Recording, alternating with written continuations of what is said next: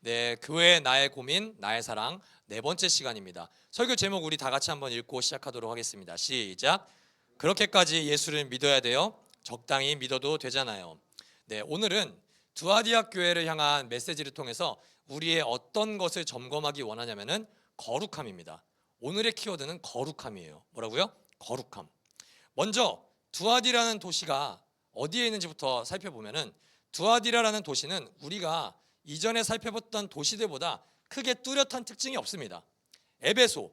에베소서가 생길 정도로 우리 성경에서 친숙한 동네고 서머나 버가모 실제적으로 유명한 도시입니다. 그런데 두아디라라는 도시는 그렇게 크게 유명하지가 않습니다. 규모로 봐도 그렇게 큰 성은 막 에베소, 서머나처럼 사람들이 많이 살거나 되게 막 큰 무역이 엄청난 도시가 아니에요.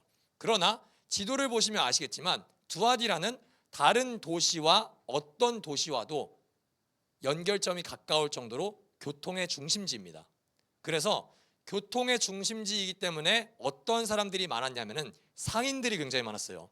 금속 세공술, 양털, 가죽, 의류, 염색 등 이 도시에서 없는 상인이 없을 정도로 다양한 분야의 상인들이 존재했던 도시가 바로 어디다? 두아디라다. 우리가 성경에는 유일하게 두아디라 출신의 사람이 한 명 등장합니다. 누구냐? 자색 옷감 장수라고 알려지는 루디아. 사도행전에 나오는 이 여자 루디아가 어디 출신이냐? 두아디라 출신이에요. 자, 그렇다면 예수님은 두아디라 교회에게 자신을 어떻게 소개했는지, 이전까지는 새벽별을 일곱 금초 때 죽었다 다시 살아나니, 지난주에는 양날칼을 가진 사람이었잖아요. 오늘은 자기를 어떻게 소개했는지 한번 보겠습니다. 18절. 두아디라 교회의 심부름꾼에게 이렇게 써보내라. 그 눈이 불꽃과 같고 그 발이 놋새와 같으신 분, 곧 하나님의 아들이 이렇게 말씀하신다. 여러분, 마치 이거를 보면은 좀 소설 같지 않습니까? 그 눈이 불꽃과 같고 발은 놋새와 같은 분. 저는 이 본문을 한 3일 동안 계속 묵상하면서 너무 짜증이 나는 거예요. 아이언맨이야? 이때 떠오르는 이미지가 아이언맨밖에 없는 거예요. 근데 상상으로의 이미지를 떠올렸을 때 이 눈이 불꽃 같고 발이 놋새와 같은 사람은 포근한 이미지가 아닙니다. 그렇죠? 만약에 포근한 이미지라면 목동의 이미지를 하고 오셨겠죠. 그러나 오늘 예수님은 지난주와 마찬가지로 눈이 불꽃 같고 그리고 발이 놋새와 같은 분. 근데 이게 우리말 성경으로는 조금 애매한데 이 메시지 성경, 유진 피터슨 목사님이 굉장히 재밌게 이것을 번역했습니다. 제 발음이 좀 영어 발음이 좀 구리긴 하거든요. 가희 성도님 좀 비웃을 것 같은데 제가 한번 영어로 한번 읽어보겠습니다. Every church will know that appearance don't impress me. 괜찮나요? 네, 괜찮아요. 좋아. I X-ray every motive and make sure you get what's coming to you. 자, 이거를 직역하면 이런 내용입니다. 나는 겉모습으로 감동시킬 수가 없다. 나는 너의 마음의 동기를 그냥 눈으로 보는 게 아니라 엑스레이처럼 본다. 나는 너가 주일날 와서 열심히 두 손 들고 막 방방 뛰고 막 기도할 때 소리 지르는 그 겉모습으로 나를 감동시킬 수 있다고 생각하지 마라. 나는 너가 일상에서 어떻게 사는지 알고 있다. 더 나아가 나는 너가 혼자 있을 때 뭘 하는지도 알고 있고, 나는 너가 스마트폰으로 어떤 것을 검색하고 어떤 것을 보고 너가 일상 속에서 무엇을 먹는지도 나는 엑스레이처럼 다 알고 있다. 여러분, 그래서 예수님이 우리에게 하고 싶은 말이 뭘까요? 그러니까 조심해라. 나는 사람들이 너를 보는 관점이랑은 다르게 봐. 나는 사람들이 너의 마음을 모르지만 나는 너의 마음까지도 알아. 나는 라이트하우스 일산 성도들이 너가 이 예배를 마치고 집으로 가서 그리고 회사에서 그리고 너가 혼자 있을 때 사람들은 모르지만 나는 너를 엑스레이로 찍는 것처럼 정확히 한다. 그래서 만약에 그 엑스레이에서 심판할 죄가 발견된다면 나는 이 놋새와 같은 발로 너를 심판할 거다. 이게 자기소개에 담긴 예수 그리스도의 선포입니다. 자, 두아디라 교회가 도대체 뭘 잘못했길래 예수님은 두아디라 교회를 향해서 자신의 모습을 철과 같은 놋새와 같은 발로 심판하는 심판주로 소개할까요? 먼저 책망을 하기 전에 두아디라 교회는 먼저 칭찬을 한번 받습니다. 자, 19절 한번 다 같이 읽겠습니다. 시작.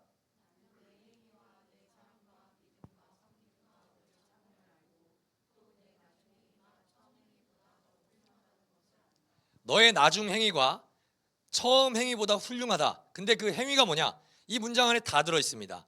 하나님을 사랑하고, 그리고 하나님을 신실하게 믿고, 그리고 인내하고, 이 모든 그리스도인으로서 할 수 있는 최고의 행위들이 두아디라 교회에 있었어요. 교회 안과 밖의 이웃을 사랑하는 행위, 우상 숭배가 만연한 도시 속에서 하나님을 신실하게 믿음으로, 그리고 믿음 때문에 박해를 받는 것도 인내하는 행위, 그 가운데서도 사람들을 섬기며 참고 끝까지 견디는 행위가 두아디라 교회에 있었습니다. 여러분, 근데요, 놀라운 구절이 하나가 있는데 뭐냐? 나중 행위가 처음 행위보다 더 훌륭하다는 말이에요. 성도 여러분, 이게 저는 교회가 들을 수 있는 가장 최고의 칭찬 중 하나라고 생각합니다. 자, 예를 들어 볼게요. 우리 교회가 개척한 지 이제 2년 반이 지났어요. 주님이 오늘 우리에게 오십니다.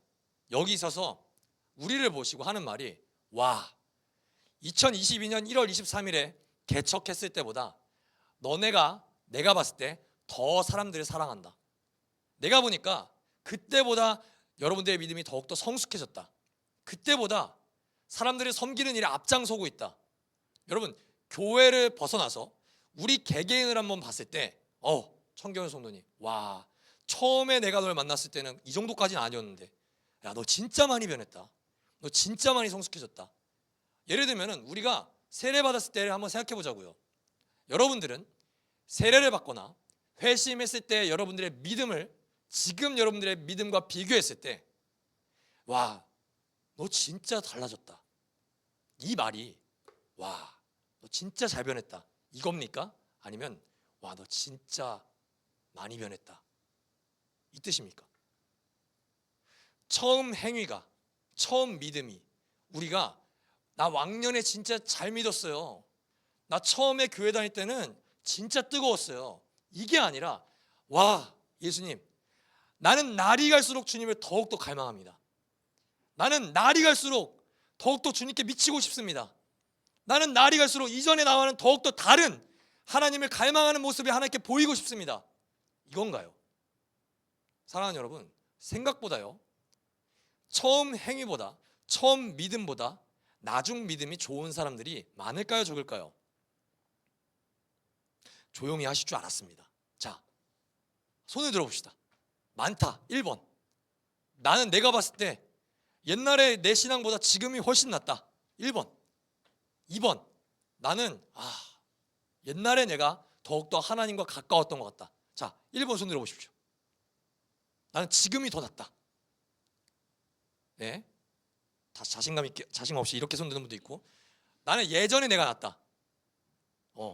네, 반반이네요. 자, 여러분, 두아디라 교회는 놀랍게도 정체된 교회가 아닙니다. 부흥이 정체된 교회가 아니에요. 사랑하는 여러분, 사랑과 믿음과 섬김이 확장된다는 것은 부흥됐다는 거예요. 이전보다 부흥이 됐다고요. 그냥 보여주기식 사역이 아니었어요. 예수님이 뭘 칭찬합니까? 사랑을 칭찬하고 믿음을 칭찬하고 섬김을 칭찬해요. 당연히 교회에 많은 그리스도인들이 생겼을 거예요. 우리말로 표현하자면 이전과는 차원이 다른 부흥을 경험한 교회가 두아디라 교회입니다. 여러분, 우리가 교회 나의 고민 나의 사랑 첫 번째 교회가 어디였습니까? 에베소 교회였죠. 에베소 교회가 하나님께 책망받는 게 뭐였죠? 너는 첫사랑을 잃어버렸어. 너는 처음 사랑을 잃어버렸어. 근데 두아디라 교회는 이것도 아니에요. 처음 사랑보다 지금이 더 낫다. 나중이 더 낫다. 에베소 교회가 책망받은 것과는 반대로 두아디라 교회는 칭찬받았어요. 여러분, 우리는 어떠냐고요? 예수 믿고 처음 회심했을 때, 세례받은 때와 비교했을 때 나는 어떻습니까? 더 나아가 2024년이 이제 절반이 지나서 7월도 이제 끝나가고 있는데 1월 1일에 내가 목표했던 나의 신앙과 지금의 내 모습은 어떻습니까? 더 나아지고 있습니까? 아니면 퇴보하고 있습니까? 사랑하는 여러분, 나는 1월 달에 참 신실했는데, 나는 청년의 때엔 참, 여러분 다 청년이긴 하지만 20대에는 참 뜨겁게 하나님을 섬겼었는데, 그런 말은 하나님께서 좋아하시는 말이 아닙니다. 나는 오늘 더 새롭고 내일 더 새롭고 그리고 2024년이 끝날 때쯤에는 내가 1월 1일과 다른 모습 그리고 7월 오늘 21일과는 다른 여러분들의 믿음의 성장이 나타나기를 주님의 이름으로 축복합니다.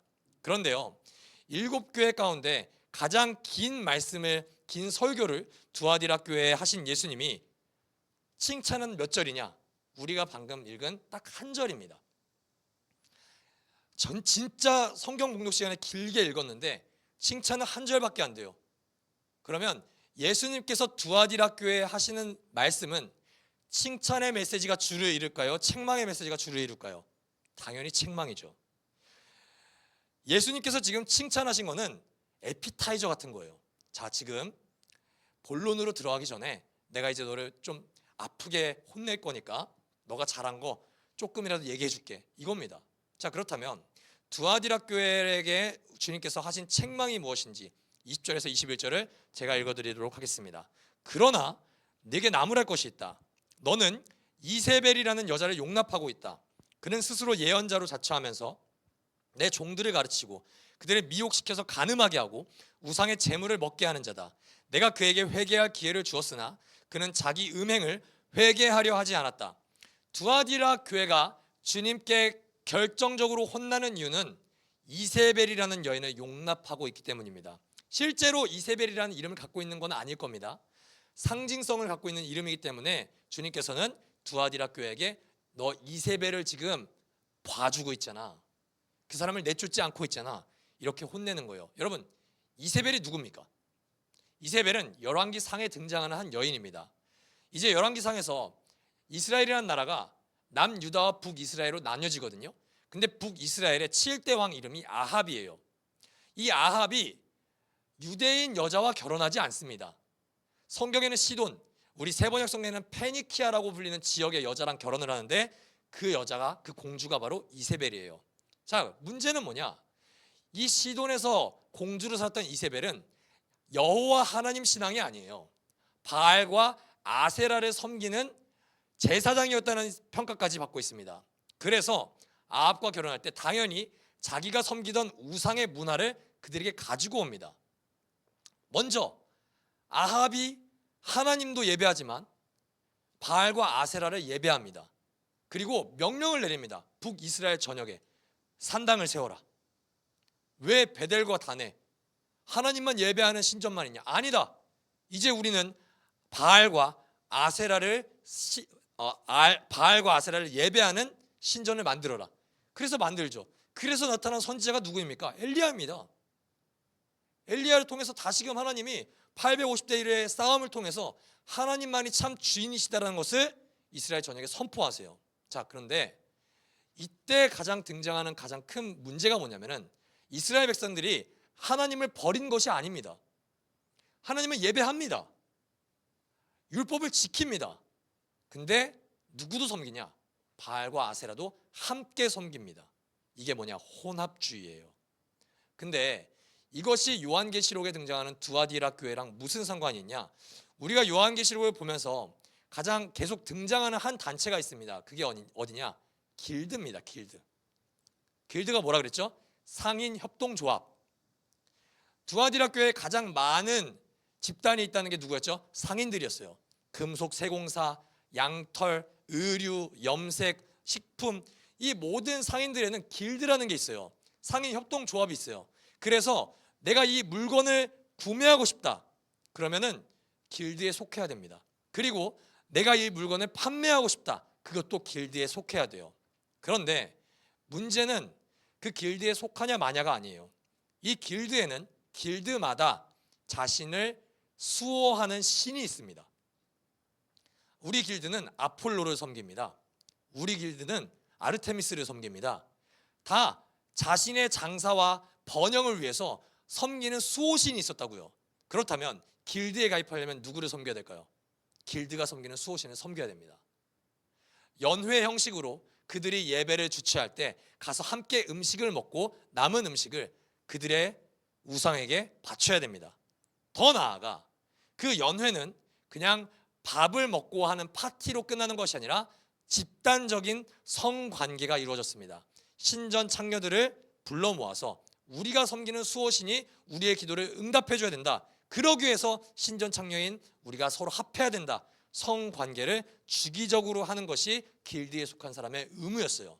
사랑하는 여러분, 두아디라에서 살고 있는 그리스도인들은 길드에 가입하지 않으면, 더 나아가 길드에서 원하는 우상 숭배와 음행에 참여하지 않으면 일상생활을 누리는 것이 불가능했습니다. 이런 환경 속에서 이세벨이라고 불리는 자칭 예언자는 두아디라 교회의 가족들을 이렇게 선동하지 않았을까? 저는 상상의 나래를 펼쳐봅니다. 야, 우리가 예수님 안 믿는 거 아니잖아. 우리가 길드에 참여한다고 해서 안식일을 안 지키는 게 아니라고.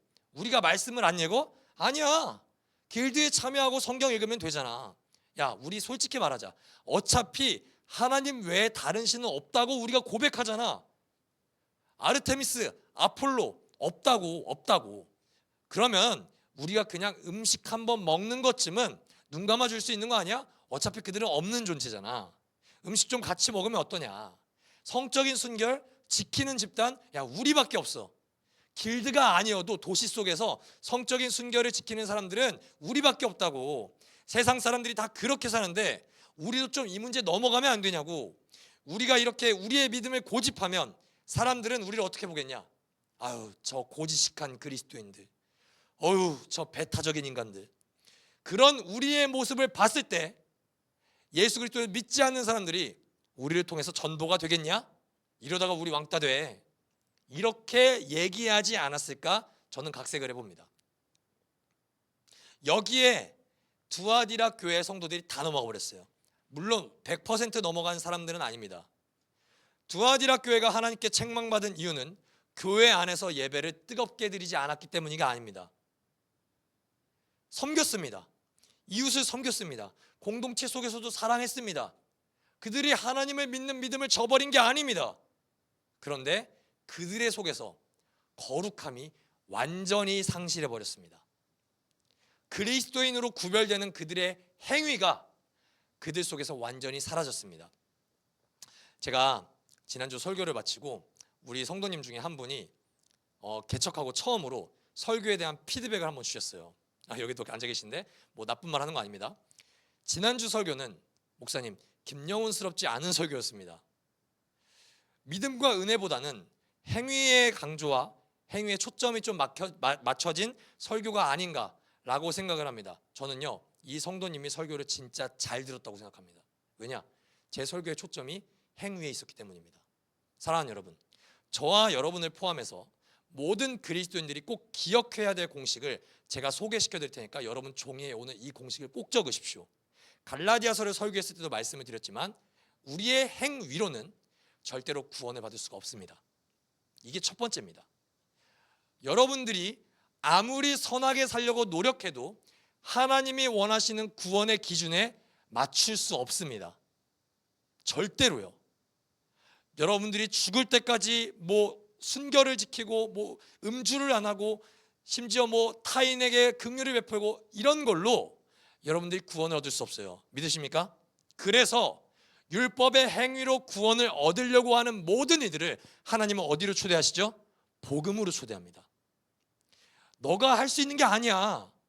너와 나의 관계를 화해하는 거는 내가 방법을 제시할 거야. 근데 그게 뭐냐?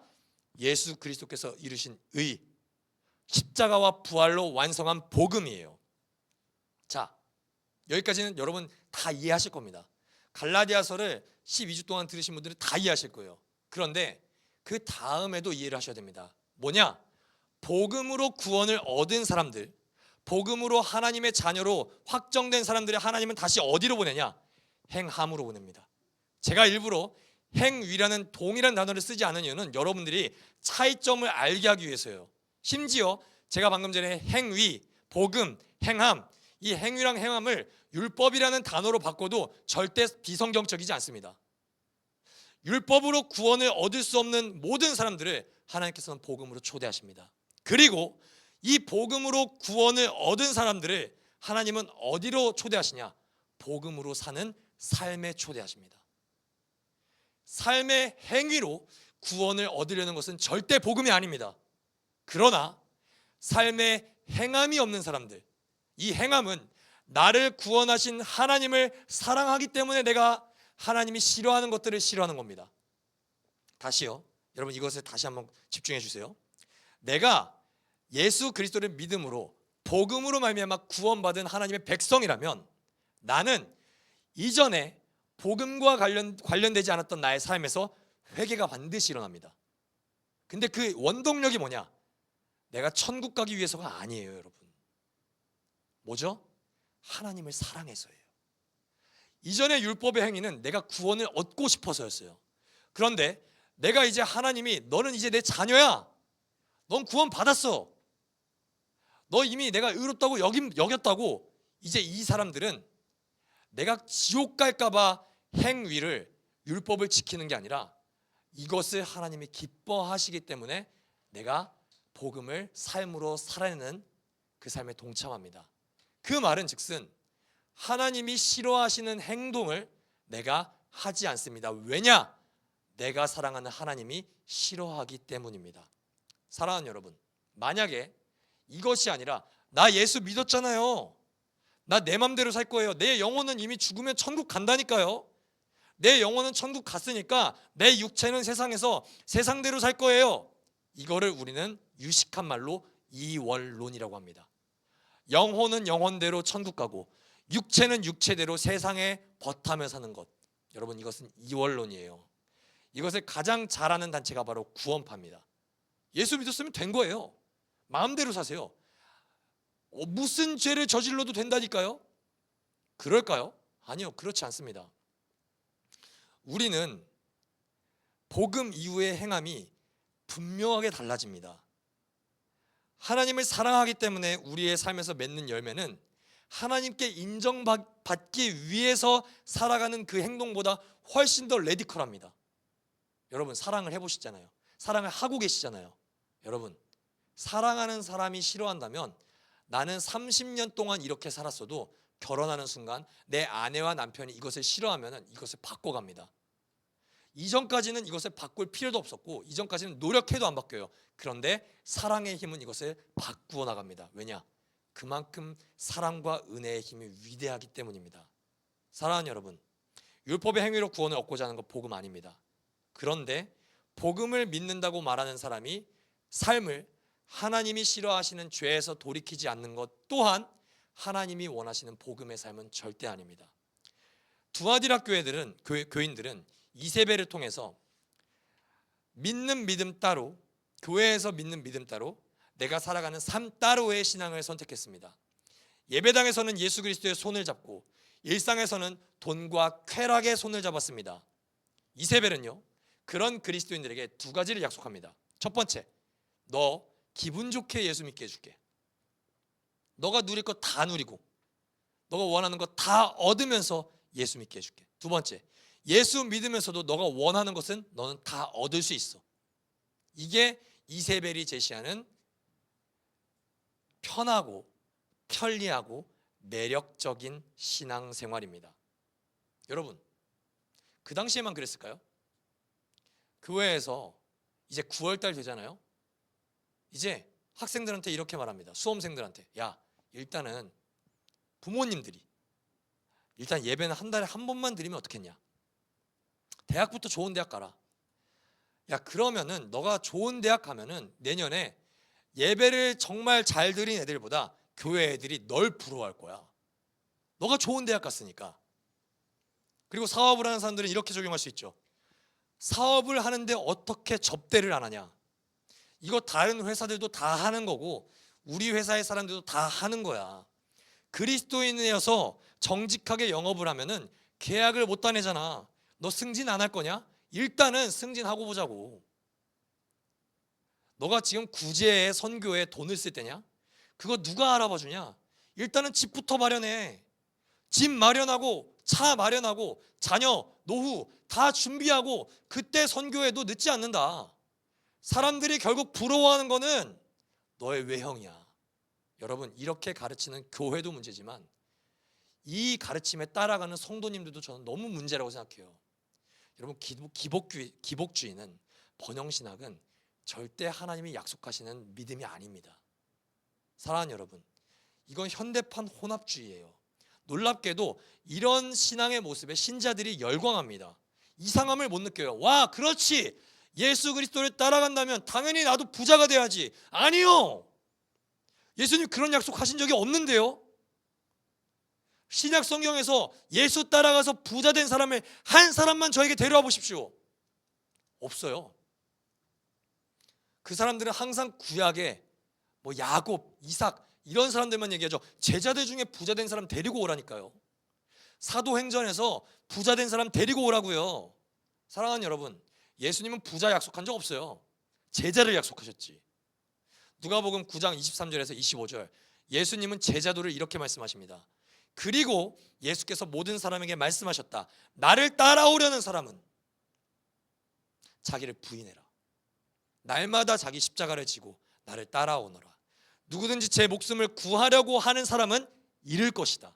그런데 누구든지 나를 위하여 제 목숨을 잃는 사람은 목숨을 구할 것이다. 사람이 온 세상을 얻고도 자기를 잃거나 빼앗기면 무슨 이득이 있겠느냐. 사랑하는 성도 여러분, 지금 예배를 드리고 있는 여러분 모두에게 이렇게 질문해 보고 싶습니다. 매일 자기를 부인하고 자기 십자가를 지고 사는 삶에서 기분 좋게 예수를 믿고 예수를 믿으면서 원하는 것을 다 갖는 것이 성경적으로 가능합니까? 신원 성도님, 가능할까요? 불가능합니다. 불가능해요. 두 마리 토끼를 다 잡을 수 없어요, 여러분. 불가능한 걸 인정하십시오. 그리고 한 길을 선택하세요. 제자를 택할 건지 부자를 택할 건지. 우리는 되게 이상적인 삶을 추구합니다. 어떤 삶이냐? 하나님께 인정을 받으면서도 세상에서도 인정을 받으려는 삶. 하나님과도 친하고 세상의 가치와도 친한 삶.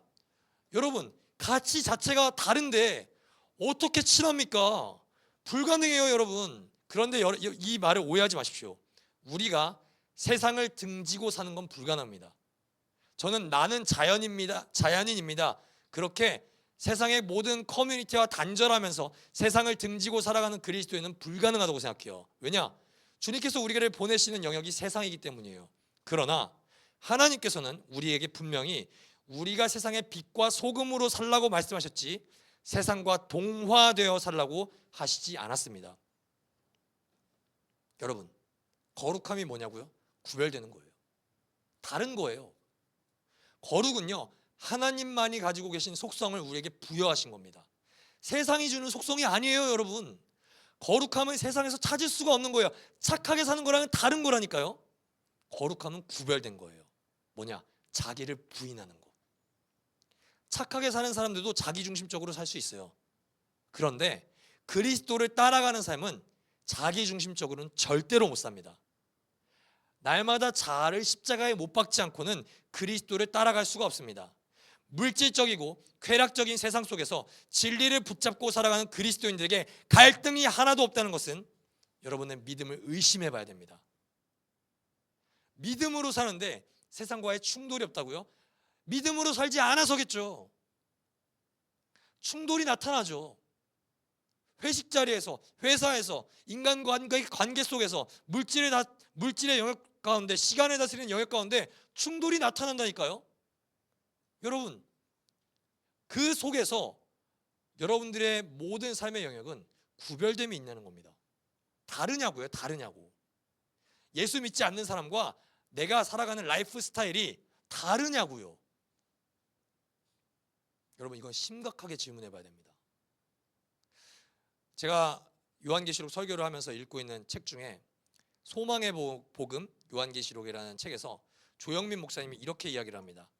하나님의 마음에 합한 사람은 어느 장소나 누구와도 어울리는 융통성 있는 사람으로 평가받지 못합니다. 제가 이 문장을 읽는데 정신이 번쩍 들더라고요. 어떤 상황에서든 사람들과 잘 지내는 사람은 하나님의 마음에 합한 사람이 아닐 가능성이 큽니다. 왜냐? 하나님의 사람은 죄와 싸우기 때문에 약간 고지식한 부분이 있습니다. 세상에서는 융통성이 없다는 평가를 종종 받습니다. 더 쉬운 말로 바보라고 불립니다. 조금만 눈 감고 넘어가면 되는데, 조금만 덜 깨끗하면 되는데 말이죠. 하나님의 마음에 합한 사람들은 그런 사소한 것을 잘 하지 못합니다. 여러분, 이 문장이 여러분들에게 울림이 있으십니까? 저는 마음에 굉장히 많이 찔렸습니다. 우리는 어떤 것을 추구합니까? 우리는 충돌을 추구하지 않아요, 솔직히. 우리는 융통성이 있는 그리스도인을 추구하죠. 왜 꼭 그렇게 극단적으로 예수를 믿어야 돼요? 목사님, 왜 꼭 그렇게 시대가 지금 1000년이 지났는데, 2000년이 지났는데 그렇게까지 극단적으로 자기를 부인해야 돼요? 어차피 우리에게는 모든 것을 용서하시는 하나님의 은혜가 있잖아요. 이왕 예수 믿으면 잘 먹고 잘 살고 잘 어울리면 그들에게도 덕이 되지 않겠냐고요 라고 자신을 위로하며 세상과의 구별됨을 포기한 성도님들이 바로 두아디라 교인들입니다. 그들은 일상 속에서 말씀의 가치를 따라 사는 삶을 포기했습니다. 사랑하는 여러분, 두아디라에 있는 그리스도인들 말고 비그리스도인들이 그들을 보고 예수 그리스도를 찬양하며 전도되었을까요? 어쩌면 진짜 운이 좋아서, 와, 너 진짜 좋다, 나 너 따라 한번 이번 주에 교회나 한번 가볼래, 그러고 교회를 가볼 수는 있겠죠. 주일날 예배는 드려볼 수 있겠죠. 저는 그러나 확신하는 게 있습니다. 그 속에 하나님께서 찾으시는 거룩한 신부의 영성을 갖고 있는 그리스도인은 한 사람도 없을 거라고 저는 자신합니다. 주님께서 교회 안의 삶과 밖의 삶이 전혀 다른 사람들, 예배 때는 거룩한 모습으로 하나님을 사랑하는 척하나 삶 속에서는 다른 대상을 사랑하는 음란함을 전혀 회개하지 않는 성도들을 향해 뭐라고 선언하시는지 22절에서 23절 함께 보겠습니다. 보아라, 나는 그를 병상에다 던지겠다. 그와 더불어 간음하는 자들도 그와의 행위를 회개하지 않으면 큰 환난을 당하게 하겠다. 그리고 나는 그의 자녀들을 반드시 죽게 하겠다. 그러면 모든 교회는 내가 사람의 생각과 마음을 살피는 분임을 알게 될 것이다. 나는 너희 각 사람에게 그 행위대로 갚아주겠다.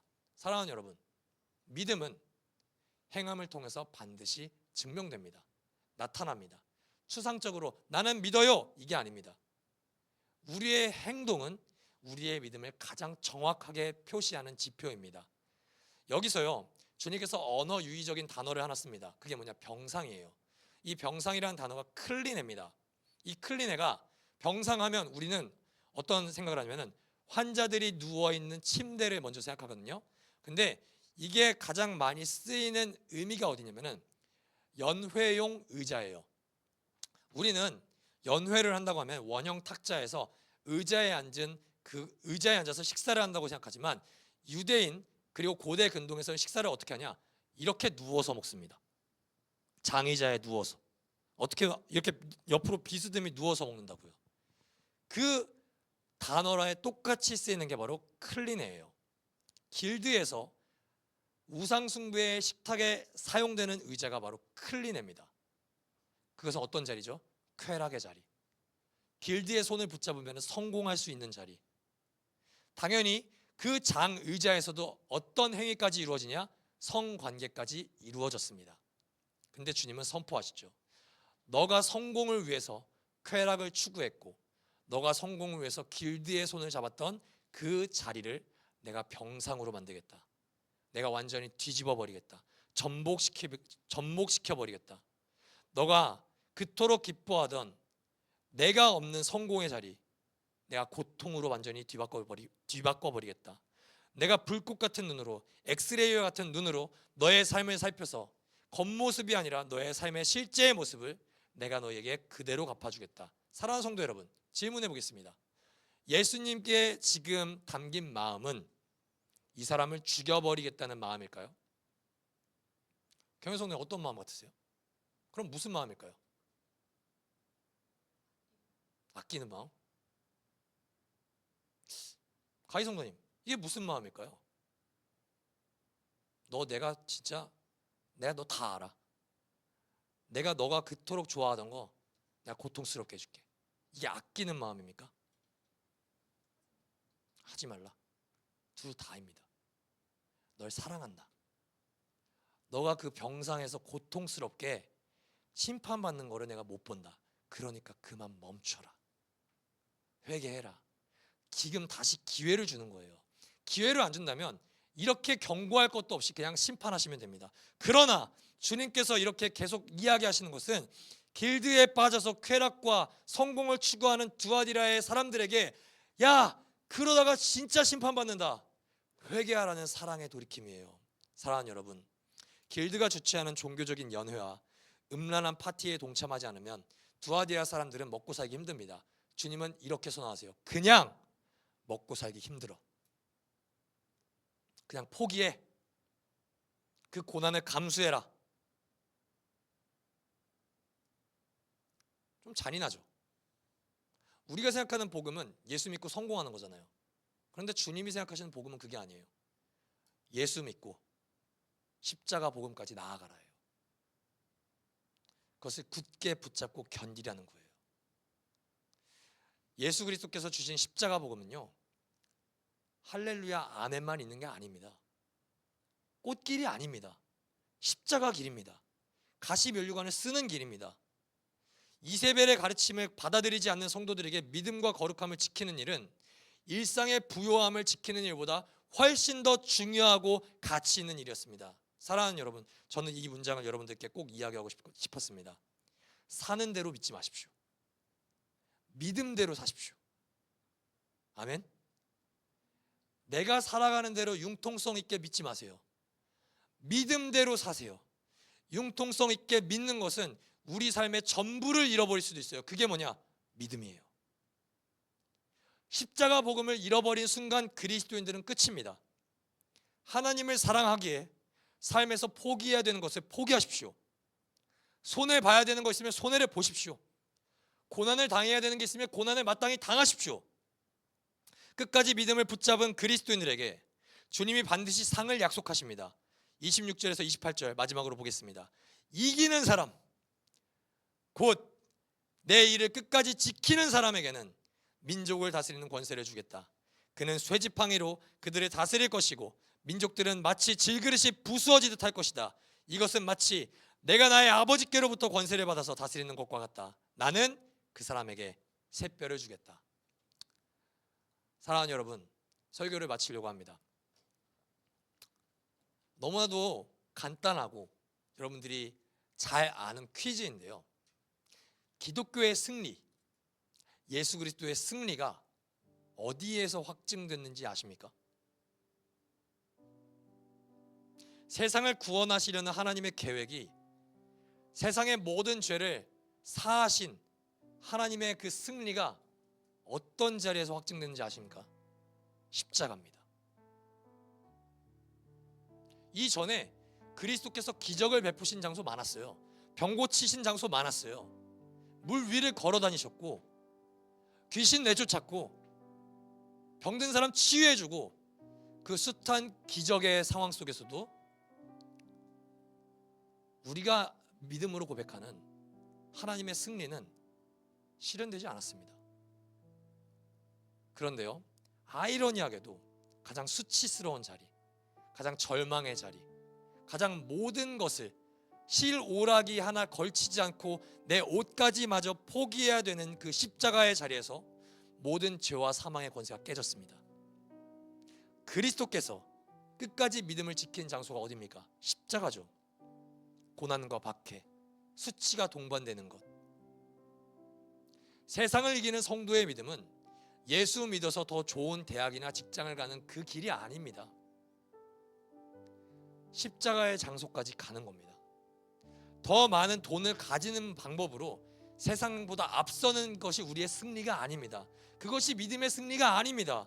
하나님의 말씀을 따라서 버릴 것을 버리고 포기할 것을 포기하고 자기 부인을 통하여서 십자가의 자리까지 갈 때, 그 십자가를 날마다 지고 갈 때 그리스도인들은 세상에서 가장 거룩하게 구별됩니다. 그리스도처럼 십자가의 자리로 나아감을 통해 우리는 아이러니하게 모든 것을 잃으나 모든 것을 가진 자가 됩니다. 세상의 권세가 그때부터 우리를 감당하지 못하게 됩니다. 그리고 우리가 그 자리에 서는 순간부터 그것을 지고 가는 순간부터 하나님 나라의 통치는 우리를 절대 떠나지 않습니다. 그래서 세상이 가진 그 어떤 권세도 감당 못할 능력이 우리에게 주어지는 것, 그게 바로 십자가를 지고 가는 그리스도인들의 삶입니다.